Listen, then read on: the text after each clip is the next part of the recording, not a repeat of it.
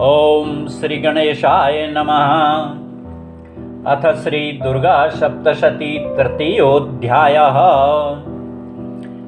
महर्षि मेधा ने कहा, महिषासुर की सेना नष्ट होती देखकर उस सेना का सेनापति चिक्षुर क्रोध में भर देवी के साथ युद्ध करने के लिए आगे बढ़ा।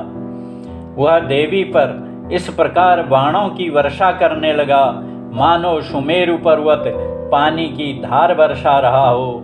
इस पर देवी ने अपने बाणों से उसके बाणों को काट डाला तथा उसके घोड़ों व सारथी को मार दिया। साथ ही उसके धनुष और उसकी अत्यंत ऊंची ध्वजा को भी काट कर नीचे गिरा दिया। उसका धनुष कट जाने के पश्चात उसके शरीर के अंगों को भी अपने बाणों से बींध दिया। धनुष, घोड़ों और सारथी के नष्ट हो जाने पर वह असुर ढाल और तलवार लेकर देवी की तरफ आया।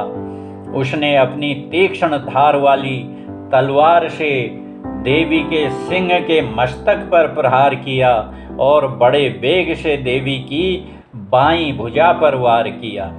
किंतु देवी की बाईं भुजा को छूते ही उस दैत्य की तलवार टूटकर दो टुकड़े हो गई। इससे दैत्य ने क्रोध में भरकर शूल हाथ में लिया और उसे भद्रकाली देवी की ओर फेंका।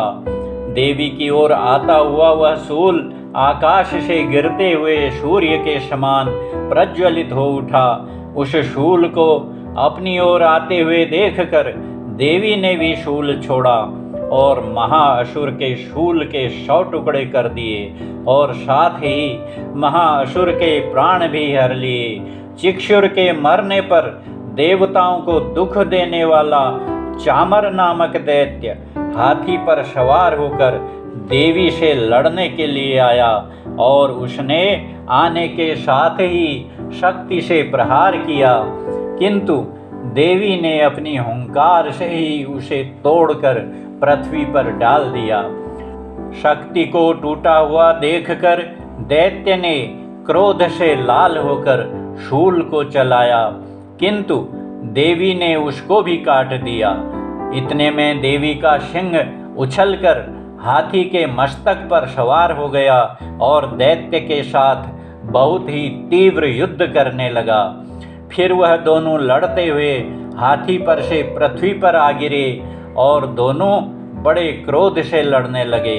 फिर सिंह बड़े जोर से आकाश की ओर उछला और जब पृथ्वी की ओर आया तो अपने पंजे से चामर का सिर धड़ से अलग कर दिया।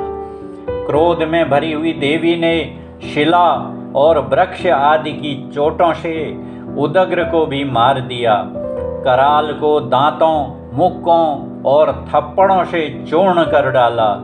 क्रुद्ध हुई देवी ने गदा के प्रहार से उद्दत दैत्य को मार गिराया।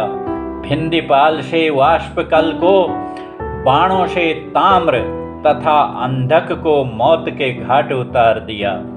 तीनों नेत्रों वाली परमेश्वरी ने त्रिशूल से उग्रास्य, उग्रवीर्य और महाहनु नामक राक्षसों को मार गिराया।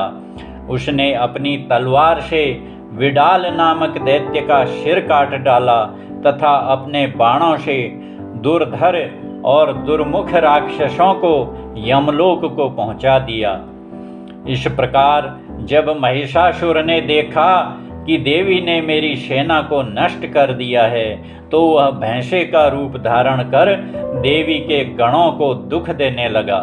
उन गणों में कितनों को उसने मुख के प्रहार से, कितनों को खुरों से, कितनों को पूंछ से, कितनों को सींगों से, बहुतों को दौड़ने के वेग से, अनेकों को सिंहनाद से, कितनों को चक्कर देकर और कितनों को श्वास वायु के झोंकों से पृथ्वी पर गिरा दिया। वह दैत्य इस प्रकार गणों की सेना को गिरा देवी के सिंह को मारने के लिए दौड़ा। इस पर देवी को बड़ा गुस्सा आया। उधर दैत्य भी क्रोध में भरकर धरती को खुरों से खोदने लगा तथा सींगों से पर्वतों को उखाड़ उखाड़ कर धरती पर फेंकने लगा और मुख से शब्द करने लगा।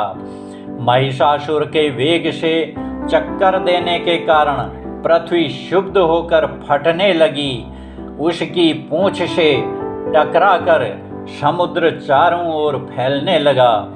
हिलते हुए सींगों के आघात से मेघ खंड खंड हो गए और श्वास से आकाश में उड़ते हुए पर्वत फटने लगे। इस तरह क्रोध में भरे हुए राक्षस को देख चंडिका को भी क्रोध आ गया और वह उसके मारने के लिए क्रोध में भर गई। देवी ने पाश फेंक कर दैत्य को बांध लिया और उसने बंध जाने पर दैत्य का रूप त्याग दिया और सिंह का रूप बना लिया। और ज्यों ही देवी उसका सिर काटने के लिए तैयार हुई कि उसने पुरुष का रूप बना लिया, जो कि हाथ में तलवार लिए हुए था। देवी ने तुरंत ही अपने बाणों के साथ उस पुरुष को उसकी तलवार ढाल सहित बींध डाला। इसके पश्चात वह हाथी के रूप में दिखाई देने लगा और अपनी लंबी सूंड से देवी के सिंह को खींचने लगा और गरजने लगा। देवी ने अपनी तलवार से उसकी सूंड काट डाली।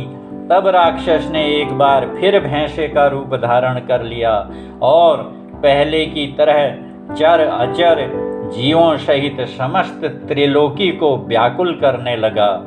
इसके पश्चात क्रोध में भरी हुई देवी बारंबार उत्तम मधु का पान करने लगी और लाल लाल नेत्र करके हंसने लगी।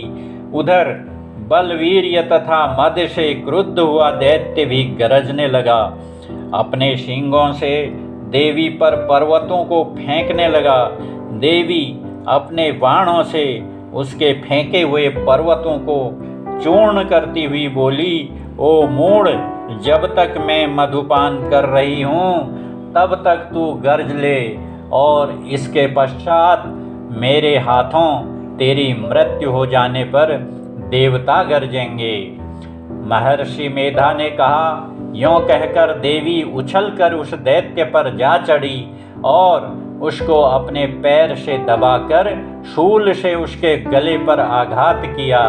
देवी के पैर से दबने पर भी दैत्य अपने दूसरे रूप से अपने मुख से बाहर होने लगा। अभी वह आधा ही बाहर निकला था कि देवी ने अपने प्रभाव से उसे रोक दिया। जब वह आधा निकला हुआ ही दैत्य युद्ध करने लगा तो देवी ने अपनी तलवार से उसका सिर काट दिया। इसके पश्चात सारी राक्षस सेना हाहाकार करती हुई वहां से भाग खड़ी हुई और सब देवता अत्यंत प्रसन्न हुए तथा ऋषियों महर्षियों सहित देवी की स्तुति करने लगे। गंधर्वराज गान करने लगे तथा अप्सराएं नृत्य करने लगीं। इति श्री दुर्गा सप्तशती तृतीयोऽध्यायः।